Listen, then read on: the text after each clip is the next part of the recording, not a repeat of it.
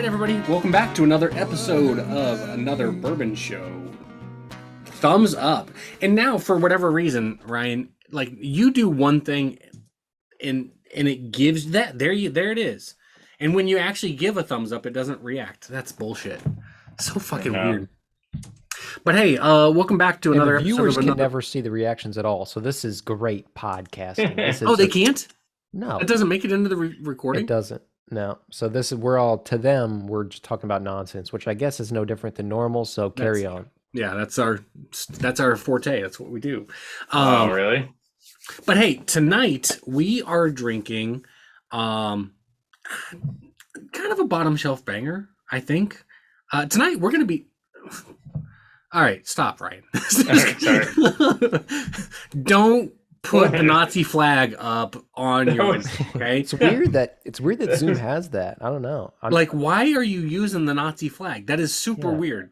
That was the Japanese flag, dude. Okay, if you say so.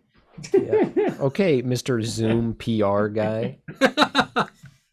So tonight we are going to be drinking this. We're going to be drinking some Old Tub. This is a Jim Beam classic right here.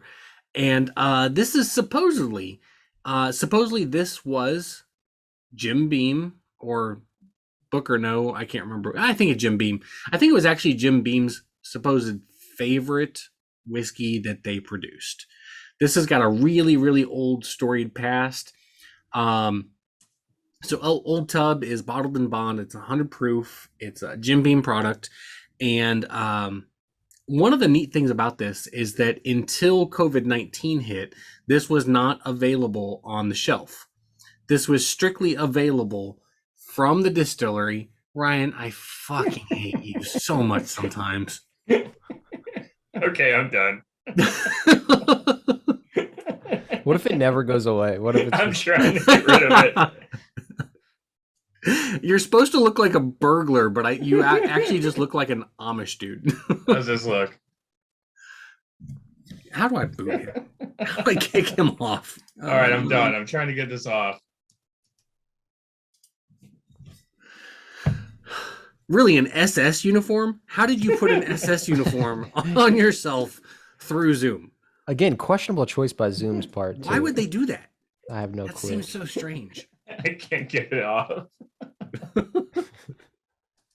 Okay, so this used to be only available from the Jim Beam Distillery at Claremont, and only available in 375 bottles. But then with COVID-19 happening and the pandemic and everything getting closed down, they couldn't allow people into distilleries anymore. So they decided to start bottling this and sending it out to make it available off the shelf.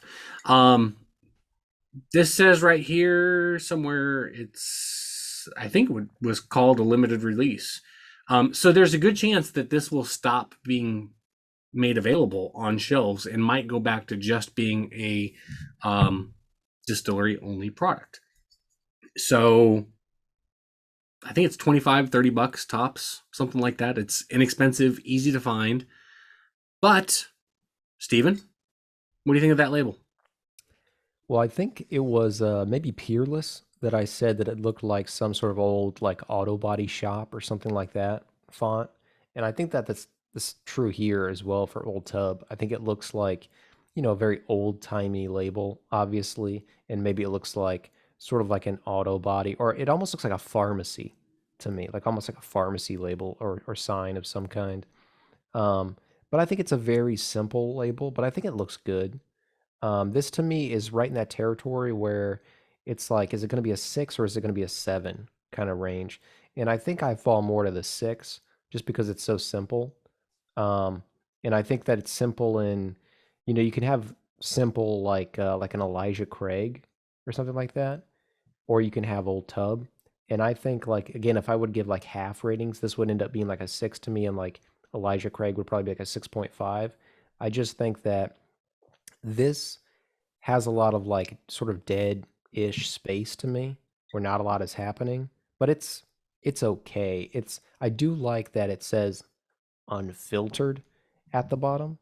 And it has that separate kind of red area. But there's something to me about the name Old Tub as well that I don't love. Doesn't sound very pleasing to me. Doesn't sound like something I want to drink that much. Mhm. But What do you want? You want to be called like New Shower or something? That'd be better for you, dude. just gonna let that hang out for a little bit. But yeah, this is a solid 6. Ryan's joke, I give probably like a 3 too.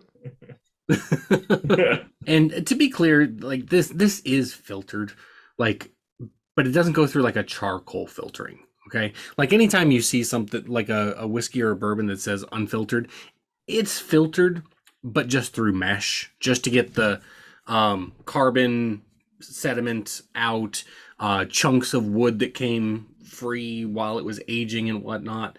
It just means that it's not filtered through either a carbon filter or a charcoal filter or any of those highfalutin types of filtering methods. That's what the skinny nick is for. They actually just dump all the wood and shit right down, and it just whatever collects in there, that's what you get. That's exactly right. It's like the last pour is like slurping some cement. That's what that is. So, all right. So that's Old Tub. What do you say we give it a sip? Let's do it. What do you think of the nose? It smells Nutty. like any bean product to me. They almost Yeah. every bean product smells the same, except for Legion's a little bit different, but most of them, like whether it's Knob Creek, Booker's, like it's all the same to me usually. Yep. Yeah. Yeah. Yeah. A lot of All very peanuts. similar. A lot of peanuts, a lot of rice spice, a little vanilla. I really love the nose of Jim Beam products. Like, to me, it's like the nose on Beam products is really like what the nose of whiskey, American whiskey, is supposed to be, right? Like, and I don't mean that's not condescending towards any of the other ones, because some of them are very pleasant. Like I've used the phrase like you could use this as cologne. It smells so good. But those aren't really, like, to me, what like whiskey and bourbon is supposed to smell like. Like, this has, you can smell the alcohol. You know you're drinking alcohol or sniffing alcohol here. Is it the most pleasant? No, not necessarily. But it's really got that deep whiskey bourbon nose to it. So I do appreciate it. And you do get some sweetness, right? You get some sweetness. You get some caramel from it. I think that this one has a little more vanilla frosting kind of sweetness to it than some of the other Beam products that I've smelled. Yeah. Well, Also, cheers. good, nice legs on it. Yes, it does. They have really nice legs. Cheers. Cheers. Cheers.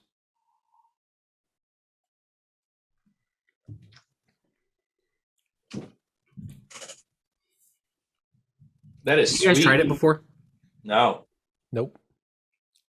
it's sweet. I like that. You know, I heard that this is a lot of people's pick, supposedly, for if they're doing some sort of like bourbon candied pecans. Mm-hmm. A lot of people recommend Old Tub, and I'm guessing it's because it adds to the sweetness after that first sip. The one thing that got me the first time I ever tried it was that the combination of the last thing we said whenever Stephen, you said it about the long legs, right? That it's got great legs. But then you take a sip of it and it's got a very watery texture to it. Like whenever I see long legs, I expect it to have more of a viscous feel in my mouth. And this has a very watery feel in my mouth. Now, that's not taking anything away from the flavor of it, because it's packed with flavors, right? Like, it doesn't have the longest finish, in my opinion, but it's got a lot of flavors on the palate and interesting flavors on the palate. But it just feels so runny in my mouth, and I didn't expect that from the legs that it had. Yeah. Yeah, I agree that the finish isn't very potent, but there is a nice hug to it that sticks around. And because of that, I think this is comparable to, it's more comparable to Booker's than I thought it was going to be. And I think for anybody if you love Booker's, there's no reason for this not to be on your shelf at this price point. Mm-hmm.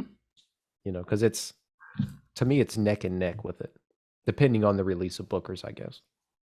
Well, and the fact that the Booker's is going to be 20 proof higher, at least 10% alcohol content. So you're definitely going to get a more potent finish to it, but the overall hug I think is fairly similar. Yeah, I would agree. Yeah, it's packed with flavors, man. Vanilla, it's like you get that nuttiness, but then you get a little peaches or something like that. Yeah, there's a funkiness It's to it. yeah, there's like a sweetness I can't really put my tongue on. I don't know if it's peaches, but it's good. It's like a tangy sweetness, like a kiwi or something. And you're a big kiwi guy now, right? Right. I do eat it a lot now. Do you? I do, yeah. Good for you, man. Yeah. It goes watermelon and then probably kiwi next. And they say nothing good has come from this podcast. Yeah. They say that. Nothing good has come from this podcast. Are you kidding me? I fucking say that. So I'm looking up online, and yeah, so I'm finding Old Tub available from anywhere from $20 to $25. So It does seem like Beam is maybe competing with themselves a little too much by having so many offerings in the same price point.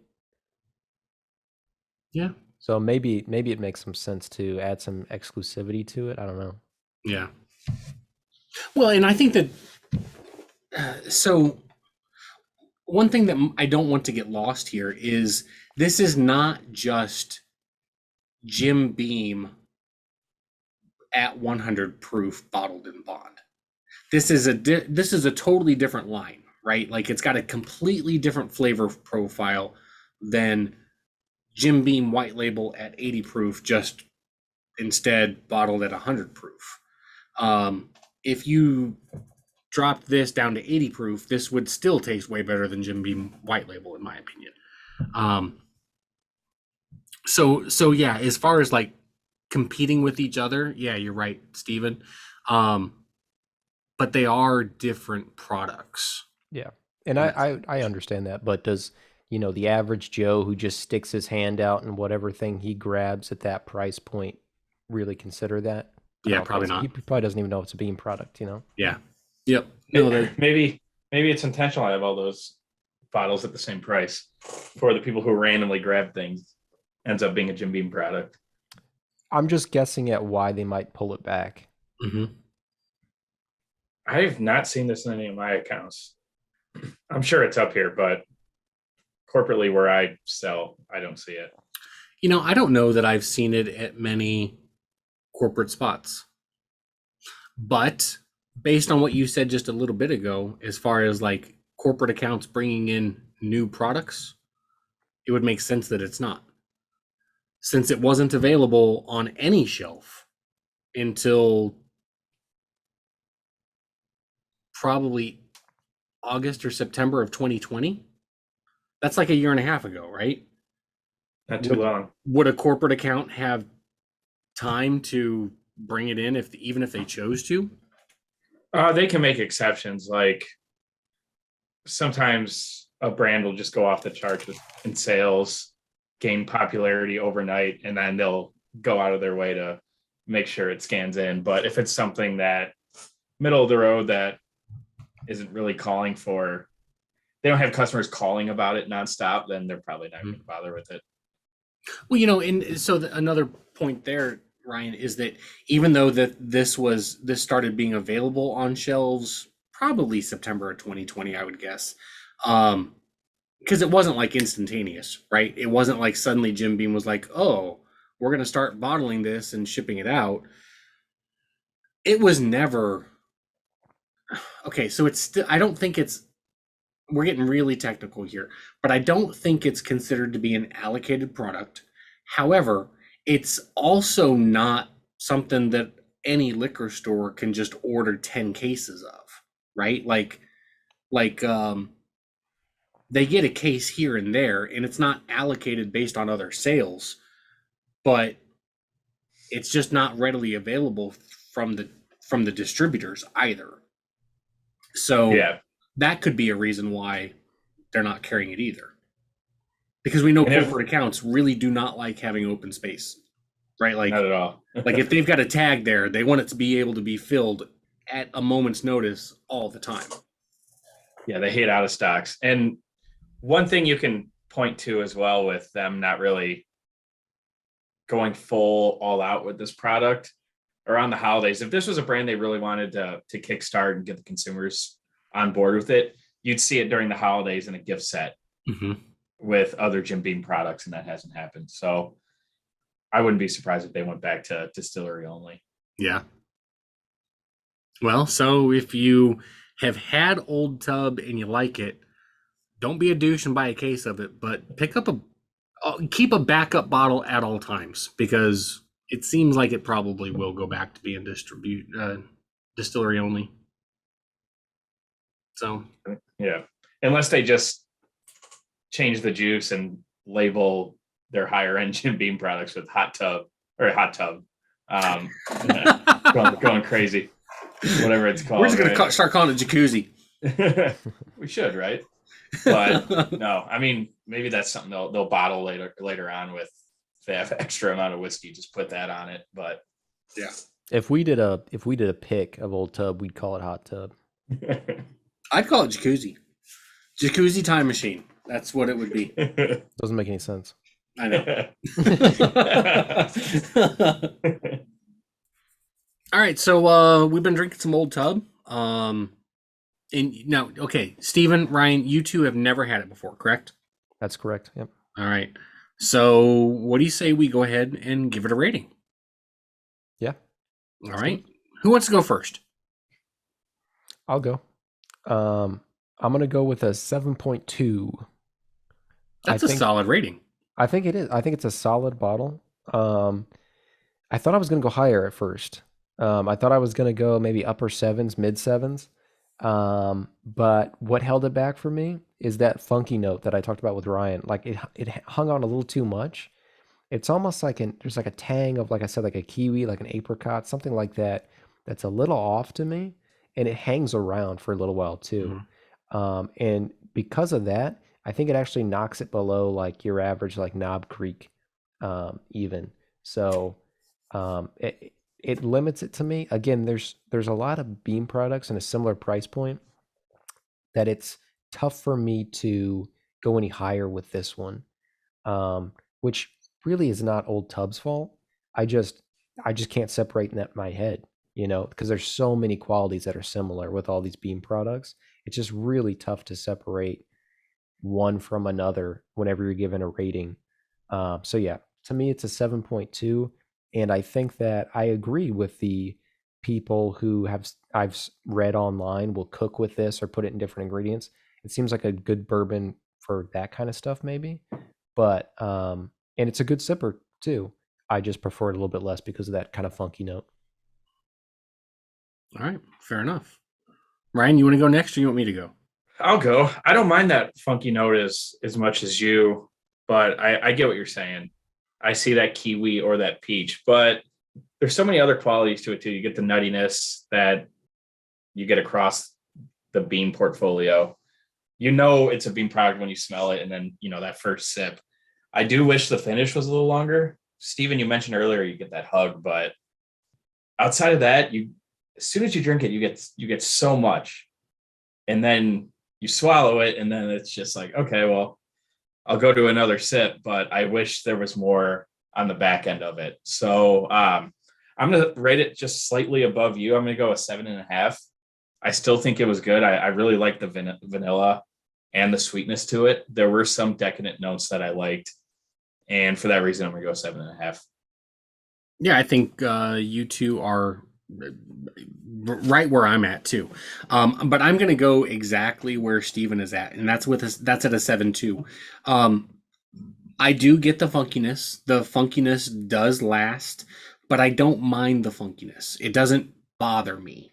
The reason I'm limiting it to a 7.2 is strictly because of the very short, weak finish. But a couple weeks ago, I mentioned that I think it was Middle West that had like a great nose to it, but complete lack of palate. And I mentioned there that, like, of the three that matter, the palate is what matters the most, right? Like, you can have a great nose, but if the palate is shit, then who cares how great the nose is? You can have a shitty nose, but a fantastic palate and a fantastic finish. That's all that matters. This has got a really fantastic palate. The nose is fine, but a fantastic palate. Finish is a little bit weak. If it had a better finish, then the 7.2 would go up a little bit. If it had a really strong finish and a really great nose but a weak palate, it would go way down. But for a $20 to $25 bottle, Christ, how could you beat this at a $20 to $25 bottle except for mellow corn? Right? Like, that's the only thing in that price range that is significantly better, in my opinion. To me, this is better than Buffalo Trace. To me, this is better than a bunch of those other. Oh, Benchmark? Oh, God, this blows the shit out of Benchmark, in my opinion. I would take Wild Turkey over this, but I'm also a Wild Turkey fan, so. You know what? That's fair. I would take Wild Turkey. I would take Wild 101. Turkey 101. Yeah. Yeah. No, that's a fair point, Stephen. I would as well. But for a $20 to $25 bottle, this one is really, really hard to beat. So, Jim Beam, congrats. And sum it up, 7.2.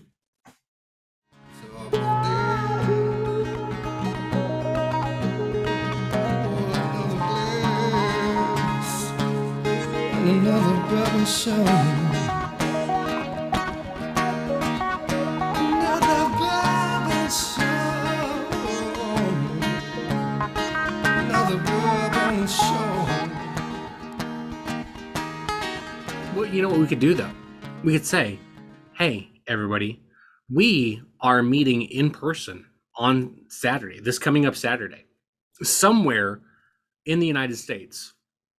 The three of us all will be traveling to meet up to do a barrel pick. We're not saying where it's from. We'll say it's bourbon. And only probably 150 bottles of it will be available. It will be very limited release. Very limited release. And yet somehow still entirely too much.